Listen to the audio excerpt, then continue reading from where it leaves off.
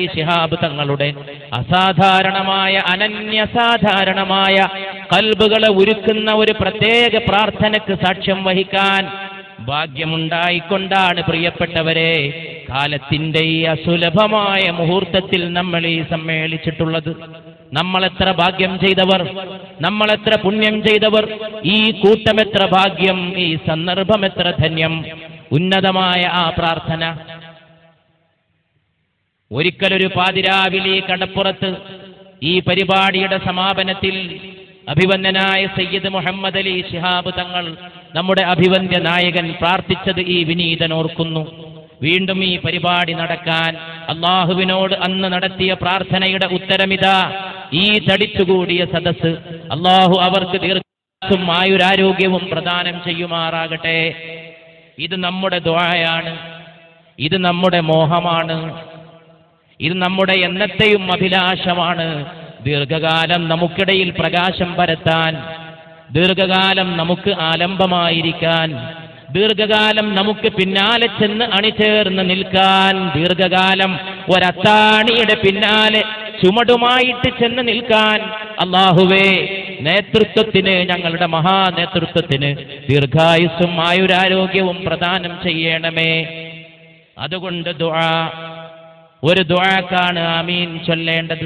എന്നാൽ ഇവിടെ ഇതാ ആരും ദുആ ചെയ്യുന്നത് ഞങ്ങൾ കണ്ടില്ല, ആരും ഒന്നും പറയുന്നത് ഞങ്ങൾ കണ്ടില്ല.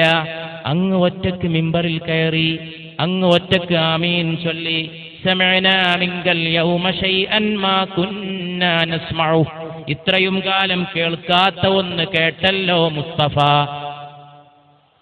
സല്ലല്ലാഹു അലൈഹി വസല്ലം.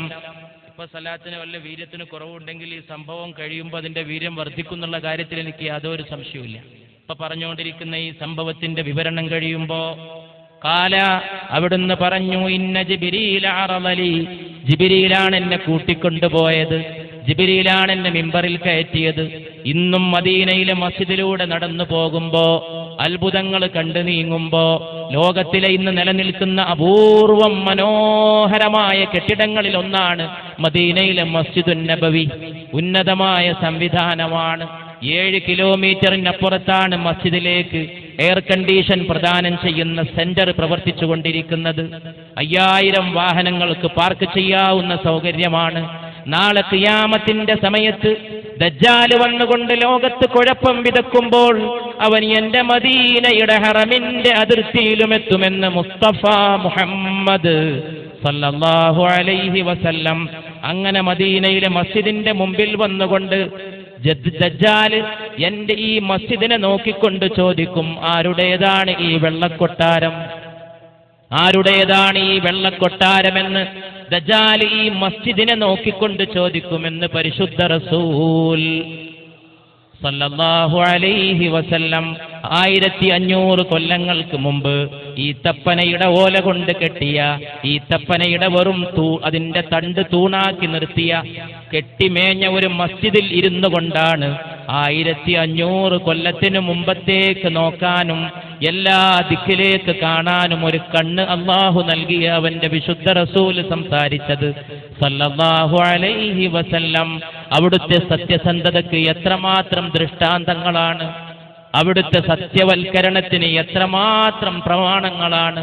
ആർക്ക് ധൈര്യമുണ്ടാകും ഈത്തപ്പനയുടെ ഓല കൊണ്ട് കെട്ടിയ, ഈത്തപ്പനയുടെ തണ്ട് തൂണാക്കി നിർത്തിയ, മഴ പെയ്താൽ ഞങ്ങളുടെ മസ്ജിദ് ചോർന്നൊലിക്കുമായിരുന്നുവെന്ന് സഹാബത്ത് രേഖപ്പെടുത്തിയ മസ്ജിദിൽ ഇരുന്നു കൊണ്ട് ലോകത്തിന്റെ പ്രവാചക തിരുമേനി മുസ്തഫ സല്ലല്ലാഹു അലൈഹി വസല്ലം പറയുകയാണ്, എന്റെ മസ്ജിദിനെ നോക്കിക്കൊണ്ട് ദജ്ജാൽ ചോദിക്കും, ആരുടേതാണ് ഈ വൈറ്റ് പാലസ്, ആരുടേതാണ് ഈ ഖസ്റുൽ അബിയദ്, ആരുടേതാണ് ഈ വെള്ളക്കൊട്ടാരമെന്ന് ദജ്ജാൽ എന്റെ മസ്ജിദിനെ നോക്കി ചോദിക്കുമെന്ന് റൂഹി പിതാ മുഹമ്മദ് മുസ്തഫ സല്ലല്ലാഹു അലൈഹി വസല്ലം. കൊല്ലങ്ങൾ കഴിഞ്ഞാൽ തന്റെ മസ്ജിദ് ഒരു കൊട്ടാരമായി മാറുമെന്ന് അതിന്റെ നിർമ്മാണത്തിന് ലക്ഷോപലക്ഷം ഡോളർ ചെലവഴിക്കപ്പെടുമെന്ന്, അതിന് AC നിർവഹിക്കപ്പെടാൻ കിലോമീറ്ററുകൾക്കപ്പുറത്ത് എയർ കണ്ടീഷൻ പ്ലാന്റ് നിർമ്മിക്കപ്പെടുമെന്ന്, അതിനകത്തൊരൊന്നാന്തരം ഗ്രന്ഥശാല പ്രവർത്തനം ആരംഭിക്കുമെന്ന്, അതിന്റെ ചോട്ടിൽ ആയിരക്കണക്കിന് വാഹനങ്ങൾ പാർക്ക് ചെയ്യുന്ന സൗകര്യങ്ങൾ നിർമ്മിക്കപ്പെടുമെന്ന്, അതിന്റെ മിനാരങ്ങൾ മാനം മുട്ടി നിലകൊള്ളുമെന്ന്, അതിന്റെ പച്ച കുബ്ബ കണ്ടിട്ട് ലോകത്ത് ലക്ഷോപലക്ഷം കണ്ണുനീര് പൊഴിക്കുമെന്ന് 1500 വർഷങ്ങൾക്ക് മുമ്പ് അവിടുന്ന് ദീർഘദർശനം ചെയ്തു സല്ലല്ലാഹു അലൈഹി വസല്ലം. ആ മസ്ജിദിന്റെ മിമ്പറിന്റെ ഇടയിലും എന്റെ വീടിന്റെ ഇടയിലുമുള്ള സ്ഥലം സ്വർഗത്തിന്റെ പൂങ്കാവനങ്ങളിൽപ്പെട്ടൊരു പൂങ്കാവനമാണ്.